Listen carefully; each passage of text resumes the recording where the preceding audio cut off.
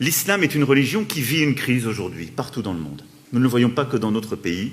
C'est une crise profonde qui est liée à des tensions entre des fondamentalismes, des projets justement religieux et politiques qui, on le voit dans toutes les régions du monde, conduisent à un durcissement très fort. Y compris dans des pays où l'islam est la religion majoritaire. Il y a, dans cet islamisme radical, une volonté revendiquée, affichée, une organisation méthodique pour contrevenir aux lois de la République et créer un ordre parallèle, ériger d'autres valeurs, développer une autre organisation de la société, séparatiste dans un premier temps, mais dont le but final est de prendre le contrôle complet, celui-ci.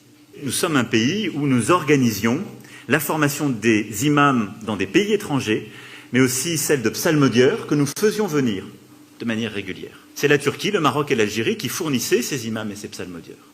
Nous avons décidé de mettre fin à ce système, de manière totalement apaisée, avec les pays d'origine, dont nous sommes convenus avec le Conseil français du culte musulman. C'est que d'ici à 6 mois au plus tard, celui-ci allait finaliser un travail largement commencé depuis plusieurs mois et indispensable. Un travail qui consiste, premièrement, à labelliser des formations d'imams dans notre pays. Deuxièmement, à assumer une responsabilité cultuelle qui sera celle de la certification des imams. Troisièmement, d'écrire une charte dont le non-respect entraînera révocation des imams.